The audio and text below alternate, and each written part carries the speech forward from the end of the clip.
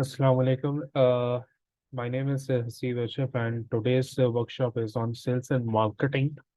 And sales and marketing के हवाले से ज़रा मैं बात करूं या आगे हम चलूं, तो sales and marketing is not two different domains. It comes under the marketing से। मार्केटिंग के अंदर सेल्स आती है, और जब मार्केटिंग होगी, अच्छी प्रमोशन होगी, अच्छी स्ट्रैटेजी इंप्लीमेंट होगी, अच्छी एडवर्टाइजमेंट होगी, अच्छी कीवर्ड्स यूज होंगे, अच्छे डिजिटल मार्केटिंग होगी, ये तमाम चीजें जब आप मार्केटिंग के एस्पेक्ट्स को देखोगे तो ऑटोमेटिकली जब कंज्यूमर को पता चलेगा तो ही विल परचेज दैट और comes to you to purchase that product in terms to. वो एडवर्टाइजमेंट के तहत अपनी नीड्स को फुलफिल करने के तहत वो अपनी सेल्स को जनरेट, मतलब वो प्रोडक्ट आपसे परचेज करेगा। जब वो परचेज करेगा तो ऑटोमेटिकली आपकी सेल होगी। So this is a small brief introduction and deep understanding of sales and marketing concept. तो हम आगे जरा चलें तो व्हाट इज मार्केटिंग के पर्सपेक्टिव को देखें तो मार्केटिंग क्या कहती है as a bookish, and the overall principle of marketing क्या कहती है। As per the author of principle Philip Kotler is the father of principle of marketing के जब human activity directs to satisfy needs and wants to some exchange of a process। in 1976 की definition, उस वक्त consumer और आपके marketing चलती थी कि भाई बाटर सिस्टम हो रहा है, गुड्स ऑफ एक्सचेंज के थ्रू आप गुड्स को परचेज कर रहे हो, अपनी नीड को फुलफिल कर रहे हो। लेकिन अब 2008 में, 2005 के बाद मैं कहता हूँ कि जो मार्केटिंग की डेफिनेशन है वो चेंज हो गई, क्योंकि मार्केट की नीड और वांट, कस्टमर सेटिस्फैक्शन, उसको रिटेन करना, ये तमाम चीजें चेंज हो गई। तो इसकी क्या definition as per the book is that कि marketing is the process by which companies create value for customers and build strong customer relationship in order to capture value from customer in return। जब आप return आते हैं तो आपको profitability होती है, आपका कंज्यूमर आपके प्रोडक्ट के साथ स्टे करता है, ब्रांड एसोसिएशन क्रिएट करता है। अगर आपका ब्रांड और प्रोडक्ट के अंदर कोई इशू आएगा, कंप्लेन्स आएंगे, सेटिस्फैक्शन नहीं होगा, तो customer will definitely shift from you and he will shift to another brand for his to satisfy his need and want. तो प्रिंसिपल ऑफ मार्केटिंग है क्या चीज, वो कैप्चर होता है। जैसे से आपके सामने एक इमेज रिफ्लेक्ट हो रहा है, एक पावर जेल है, वॉशिंग क्लीनर है, तो डेफिनेटली अब ये जो प्रोडक्ट एक बना है कि एक कैप्चर करना है, कस्टमर की वैल्यू इन रिटर्न करना है। एक आपका कंफर्ट के एक लुब्रिकेंट आता है जो वॉशिंग के अंदर यूज किया जाता है टू हैव ए फ्रेग्रेंस, कपड़े को सॉफ्टनेस करना। वो एक सारे प्रोडक्ट की नीड है। बंदा कहता है यार मुझे परफ्यूम वाला चाहिए, एक कोई कहता है यार मुझे परफ्यूम वाला नहीं, बस कपड़े ही धोने ना। तो हर कस्टमर की नीड एंड वांट डिफरेंट है। अब ये मार्केटिंग वाला कौन है, जो कंपनी अपना एक प्रोडक्ट बना रहे हैं तो नीड को अंडरस्टैंड करेगा थ्रू मार्केटिंग रिसर्च।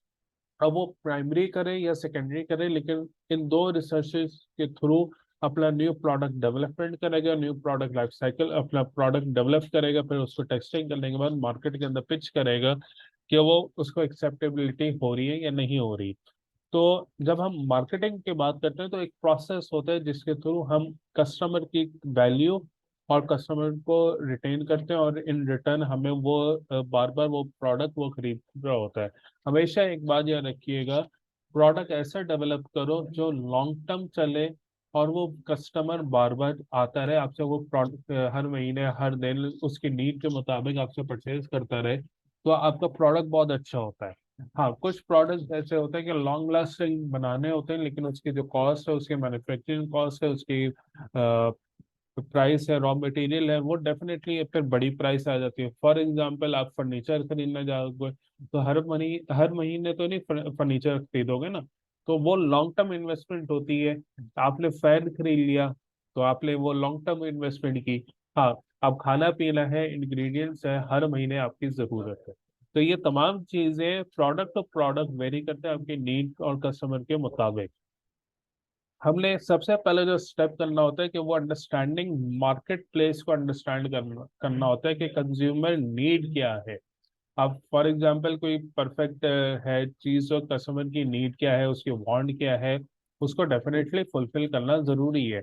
अब ये अगर आप चार्ट अंडरस्टैंड करोगे तो पहली चीज है needs wants and demand. Need क्या है, फॉर एग्जांपल मुझे भूख लगी है, क्या खाओगे, ये मेरी वांट है, मेरा खाना क्या है। जब मैंने फॉर एग्जांपल यार मुझे भूख लगी है, चल यार आज पिज्जा खाते हैं, ये मेरी वांट डिजायर हो गई है। अब वांट को जब मैंने ऑर्डर किया, मैंने कहा यार पिज्जा हट का खाना है, पिज्जा वन का खाना है, पिज्जा मैक्स का खाना है या डोमिनो का खाना है। अब ये मेरी वांट्स हैं कि मेरे किस ब्रांड का या किस चीज का खाना है।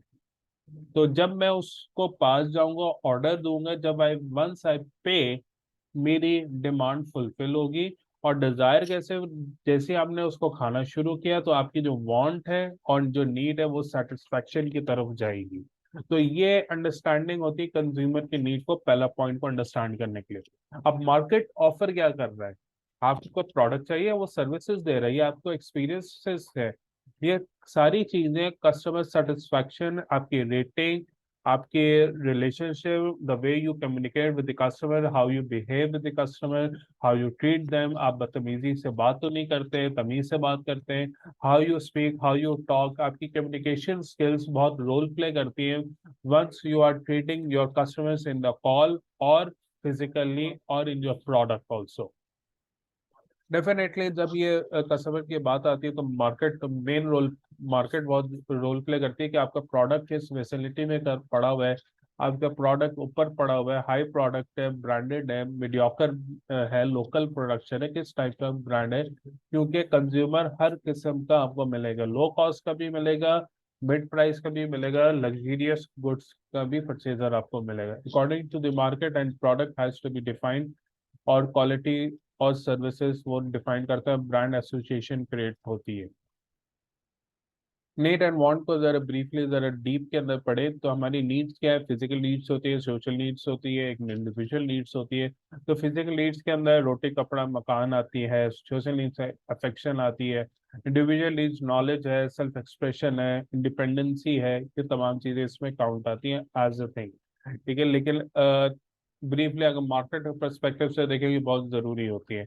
अब मार्केट ऑफर क्या है, कम्बिनेशन ऑफ प्रोडक्ट है, सर्विसेज है। अब मैं जिस कंपनी में काम करता हूँ, हम मार्केटिंग जरूर करते हैं, प्लस हम प्रोडक्ट भी बनाते हैं, सर्विसेज भी देते हैं। तो हमारी इन ओवरऑल, क्योंकि हमारा जो प्रोडक्ट है वो जो B2B है, बिजनेस टू बिजनेस हम डीलिंग करते हैं। अब वो प्रोडक्ट हमारा दूसरी कंपनी में जाता है, वहां पे यूज होता है, फिर उस प्रोडक्ट के अंदर अटैच होके लगता है। क्योंकि कुछ हर कंपनी जो है वो तमाम चीजें नहीं बनाती, वो कहीं ना कहीं कोई कंपनी फैसिलेशन जरूर दे होती है, जिसे हम कहते हैं आउटसोर्सिंग करना, तो वो उस कैटेगरी में हम लोग आते हैं। अच्छा, मार्केट ऑफर हो गई। अच्छा, मार्केट मायोपिया क्या चीज होती है कि मिस्टेकनली आपने कोई स्पेसिफिक प्रोडक्ट को ऑफर दे दिया, बेनिफिट्स दे दिया, तो वो बहुत सी चीजें रिफ्लेक्ट करती हैं आपके एक्सपीरियंसेस के ऊपर, आपके सर्विसेज के ऊपर, आपके प्रोडक्ट के ऊपर। अगर आप सिर्फ वन टाइप के ऊपर आप फोकस कर लें या वन चीज के ऊपर अगर आप फोकस कर रहे हो तो आपकी मोनोपली कह सकते हो, लेकिन मोनोपली कभी कभार बैड रिवर्स गियर भी आपको मारती है। लेकिन स्ट्रगलिंग बहुत जरूरी होती है, स्ट्रगलिंग बहुत है, हर किसी प्रोडक्ट को एडवर्टाइजमेंट करना, कंज्यूमर को नीड को फुलफिल करना, हिट करना। क्योंकि इस वक्त करंटली मार्केट के अंदर कंपटीशन बहुत टफ चल रहा है।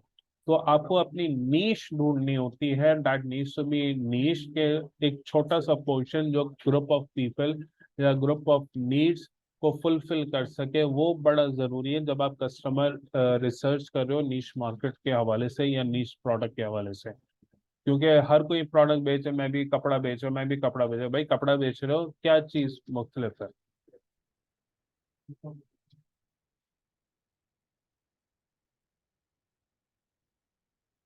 अच्छा,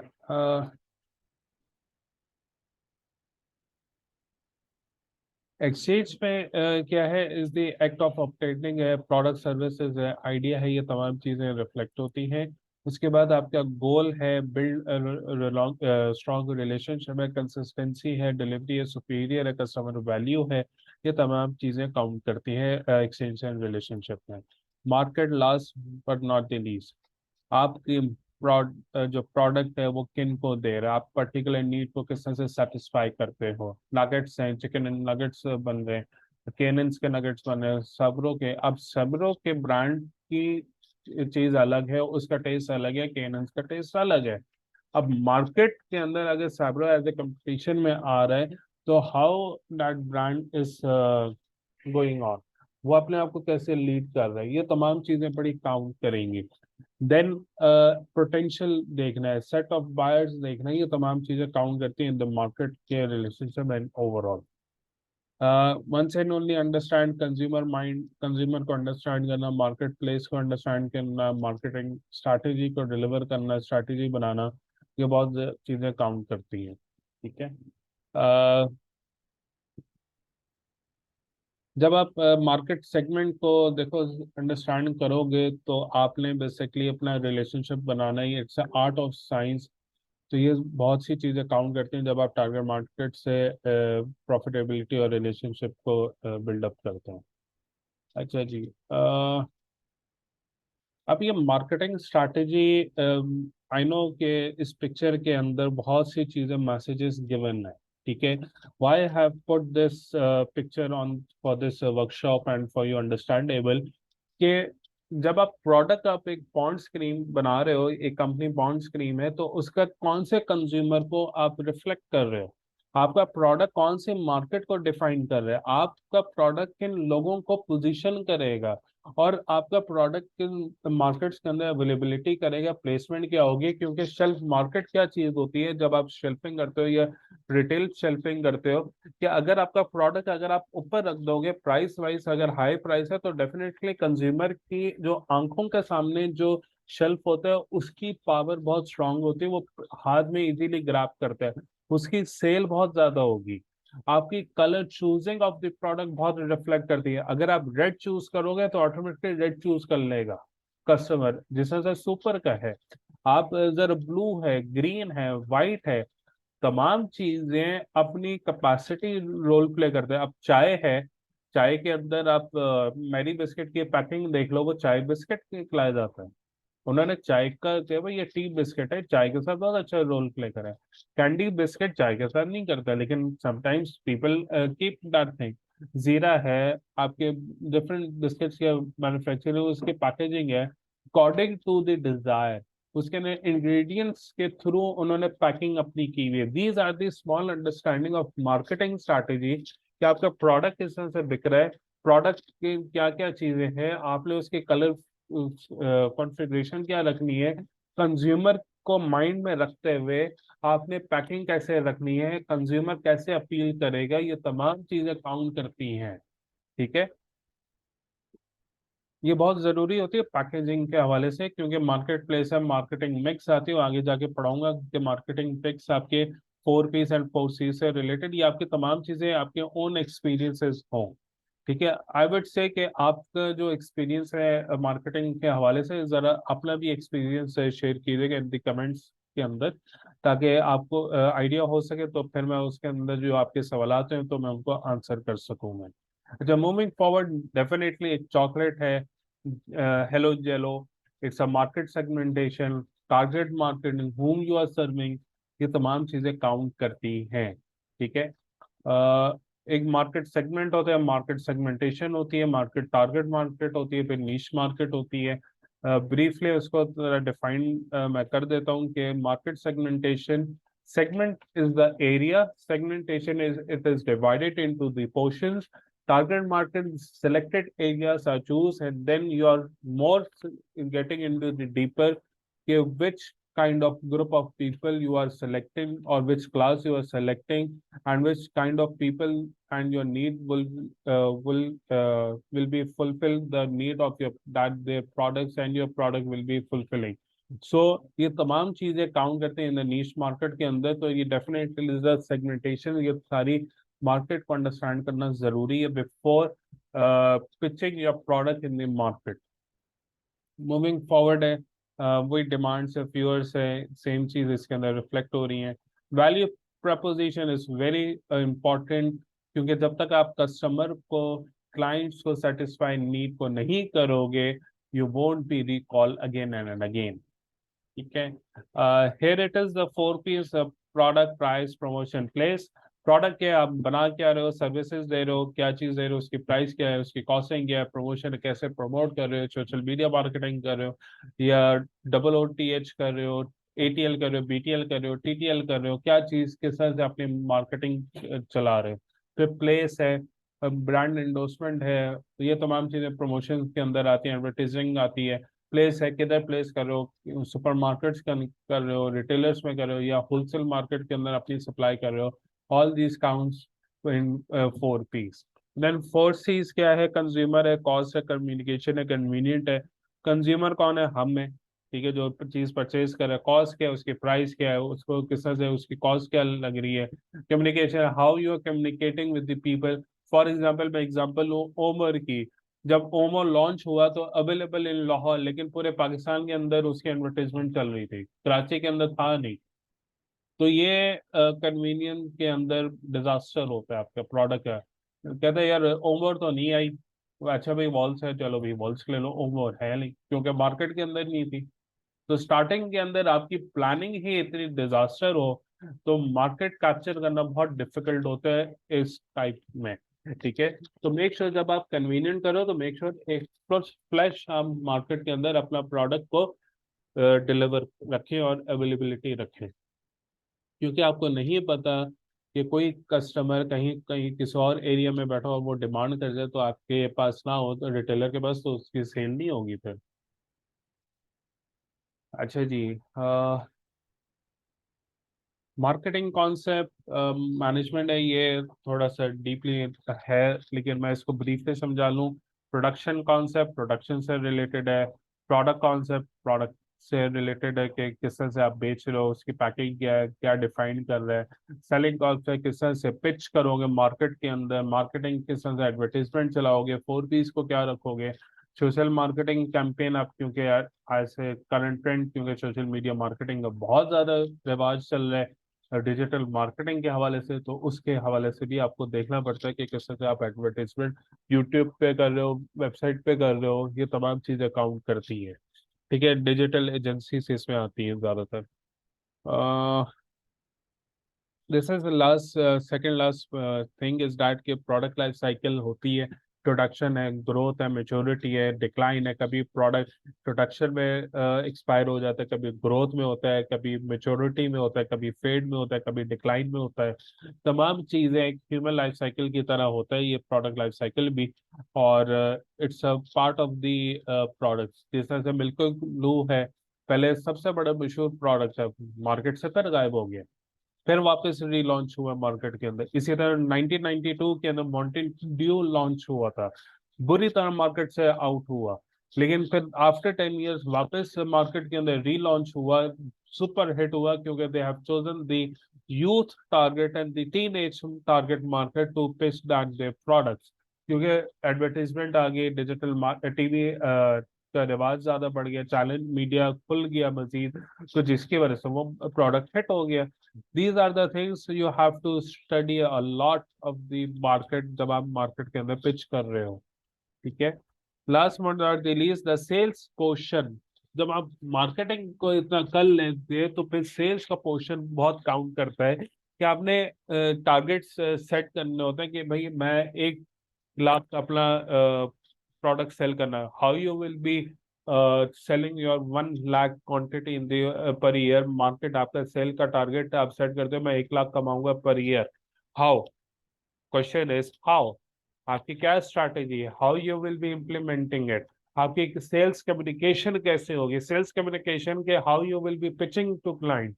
आपकी वर्डिंग क्या यूज होगी। आप अपनी कस्टमर से बात कर रहे हो, फोन पे बात कर रहे हो कि फॉर एग्जांपल टेलीफोनिक सेल्स होती है, ठीक है, एक फिजिकल होती है, एक आपके प्रमोशनल सेल्स होती है। तो आप सेल्स करते हो कि भाई अस्सलाम वालेकुम, मैं XYZ से कंपनी से बात कर रहा हूँ, आपसे मिस्टर XYZ बात कर रहे हैं। तो अगर वो कहते हैं हाँ मैं बात कर रहा हूँ, नहीं सर आपके पास 2 मिनट अवेलेबिलिटी टाइम है, मेरे पास एक बहुत अच्छी स्कीम है, मैं आपसे डिस्कशन चाहता हूँ, इन्वेस्टमेंट एक अपॉर्चुनिटी, तो कैन आई हैव इट? अगर वो कहे यस, तो then you start your thing.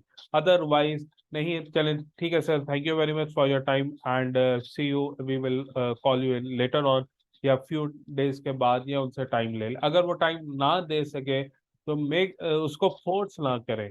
अगर आप फोर्स करेंगे, टॉर्चर करेंगे किसी भी लिहाज से, तो definitely customer will desist and आपकी नेगेटिव मार्केटिंग हो जाएगी, नेगेटिव मार्केट हो जाएगी, कि यार ये डिससेटिस्फैक्शन कस्टमर की तरफ जाएगा। भले आप बहुत अच्छा ब्रांड बन जाए, लेकिन वो कस्टमर आपका निकल चुके हैं आपके हाथ से। तो इस तरह से बहुत जरूरी होती है चीजों को, जब आप कम्युनिकेशन कर रहे हो विद कस्टमर के लिहाज से।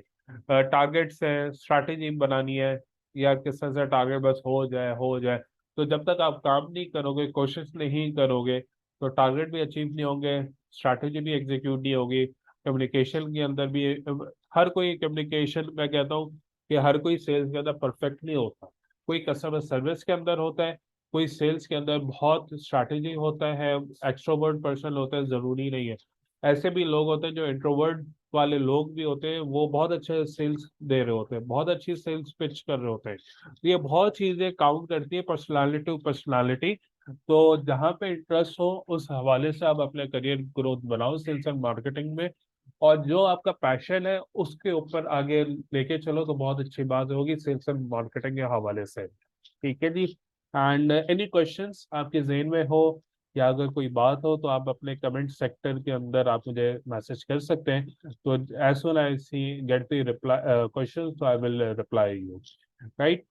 Thank you very much for attending the workshop, and if you have any queries related to it, and if you want to avail this course, so these are the numbers. And that's it. Have a good day and see you in next week. Thank you very much. Have a good day. Allah Hafiz.